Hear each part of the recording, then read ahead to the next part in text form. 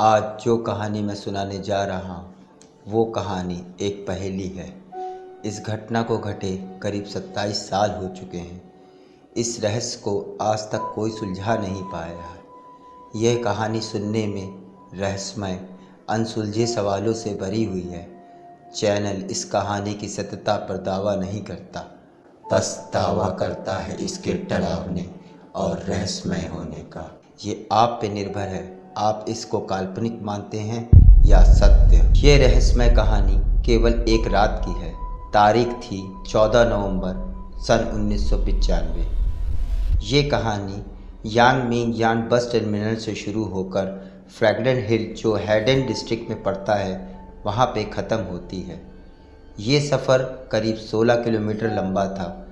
14 नवंबर की रात एक बस यांगमिंग यान बस टर्मिनल से निकलती है जिसका नंबर था 375। बस पूरी यात्रियों से भरी निकलती है और कुछ किलोमीटर चलने के बाद धीरे धीरे यात्री अपने बस स्टॉप से उतरते चले जाते हैं। अब बस पूरी तरीके खाली हो चुकी थी। बस में एक ड्राइवर, एक महिला कंडक्टर ही बचे थे। फ्रैग्रेंट हिल का सफ़र अभी भी लंबा था क्योंकि अभी और 7 स्टॉप बचे हुए थे। लगभग आधी रात का समय हो चुका था। चारों ओर सन्नाटा पसरा था। रोड पे केवल बस के इंजन की आवाज़ ही गूंज रही थी। जिस रास्ते पर बस जा रही थी वो रास्ता गांव और जंगलों के बीच होकर गुजरता था। अभी 2 ही स्टॉप गुजरने के बाद बस नंबर 375 समर पैलेस के स्टॉप पर रुकती है। यहाँ एक वृद्ध महिला, एक 19 साल का लड़का, एक कपल चढ़ते हैं। यंग कपल ड्राइवर के ठीक पीछे वाली सीट पर जाकर बैठ जाता है और लड़का साइड वाली सीट जो बस के गेट के पास होती है वहाँ जाकर बैठता है और वृद्ध महिला लड़के के ठीक पीछे सीट पर बैठ जाती है। अब बस में कुल 8 लोग थे, 6 यात्री और 2 बस कर्मचारी। बस दोबारा अपनी अनजान, कभी न पूरी होने वाली मंजिल की ओर चढ़ पड़ती है। अभी बस 2 स्टॉप ही आगे निकली होती है। बस ड्राइवर को 2 लोग किनारे खड़े नज़र आते हैं। यह देख पहले तो ड्राइवर सोचता है कि नहीं रोकूंगा क्योंकि ये जहाँ खड़े हैं वहाँ बस स्टॉप नहीं है, लेकिन महिला कंडक्टर के समझाने पर ड्राइवर बस रोक देता है। बस रुकती है और दरवाज़ा खुलता है। अचानक वो 2 इंसान 3 इंसान में बदल जाते हैं। ये देख बस में सफ़र कर रहे यात्री और बस कर्मचारियों के तो होश ही उड़ जाते हैं। उनमें से 2 यात्रियों के चेहरे बिल्कुल सफ़ेद और मुरझाए हुए थे, जैसे किसी मुर्दे का चेहरा होता है। और तीसरा व्यक्ति और भी ज़्यादा रहस्यमय और डरावना था। वो दोनों इंसानों के बीच में दोनों इंसानों के कंधे का सहारा लिए सर नीचे करके चल रहा था और उसके बाल उसका चेहरा ढके हुए थे, जिससे उसका चेहरा बिल्कुल भी नहीं दिख रहा था। तीनों लोग बहुत प्राचीन काल के कपड़े जो क्विंग राजवंश के टाइम के थे पहने हुए थे।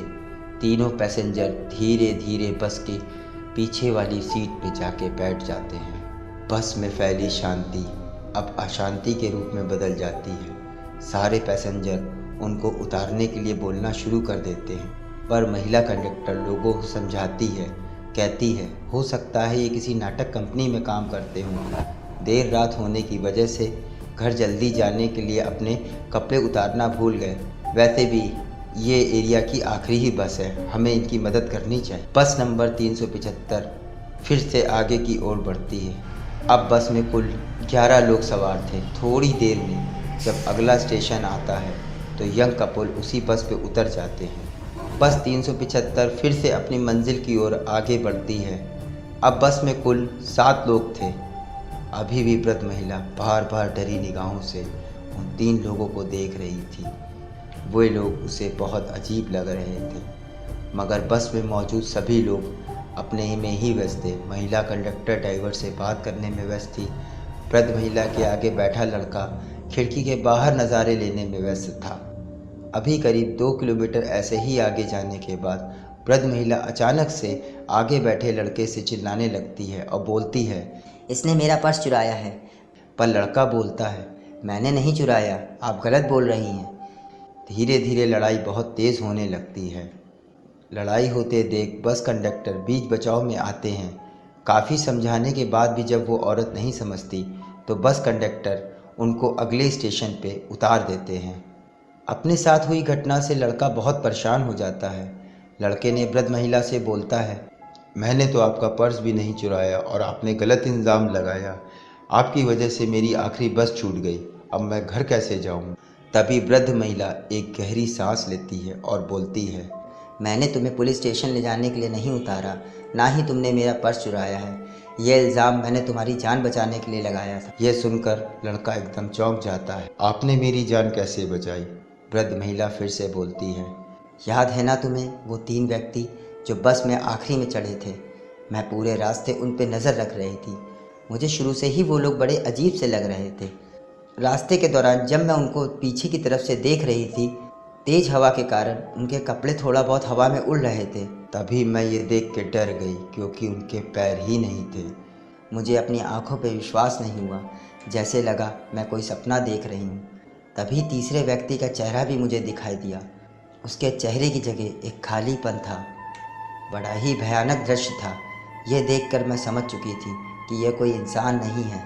मुझे जितना जल्दी हो सके इस बस से उतरना है और तुम्हारी भी जान बचानी है। इसलिए मैंने पर्स का झूठा इल्ज़ाम लगाकर तुम्हें और मुझे बस से उतरवा लिया। यह सुनकर लड़के ने उनसे पूछा, यह बात आपने ड्राइवर कंडक्टर को क्यों नहीं बताई? तो वृद्ध औरत ने बताया, मैंने बताई थी पर उन्होंने गंभीर रूप से नहीं लिया। कहने लगे, आप बूढ़ी हैं, आपकी आंखों का धोखा हुआ है। इसके बाद वृद्ध महिला और लड़का तुरंत पुलिस स्टेशन जाते हैं और पुलिस कर्मचारियों को अपने साथ हुई घटना के बारे में बताते हैं। लेकिन पुलिस कर्मचारी उनकी बातों पे यकीन नहीं करते और नॉर्मल पूछताछ कर उन दोनों को रवाना कर देते हैं।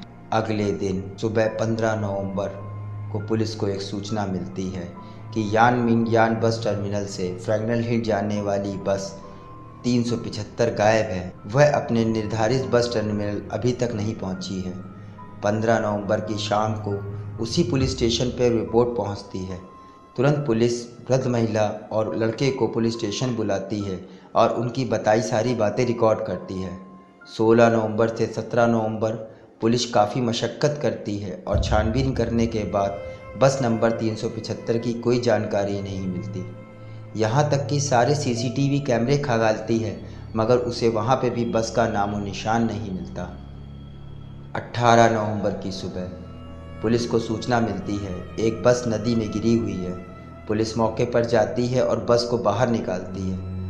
पुलिस ये देख के चौंक जाती है क्योंकि जो बस नदी में गिरी थी वो बस थी 375। यह बस फ्रैगनल हिल से करीब 100 किलोमीटर दूर एक नदी में मिलती है।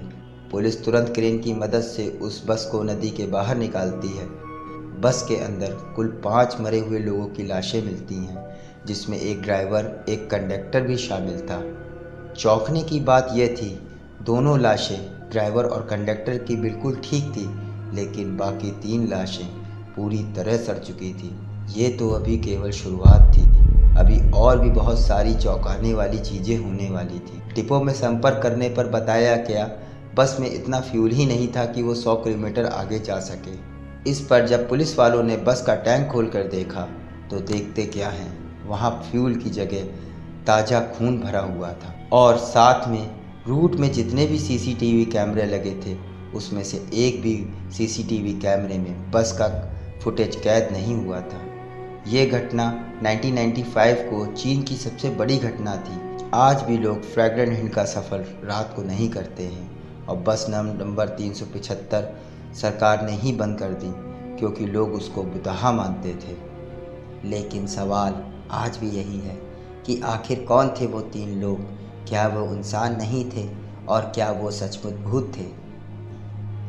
ये कहानी आज की कहानी। तो दोस्तों, कैसी लगी आज की हमारी बस नंबर 375 की कहानी? अच्छी लगी हो तो लाइक करें, सब्सक्राइब करें और अपने फैमिली और फ्रेंड्स को शेयर भी करें। Thanks for watching this video.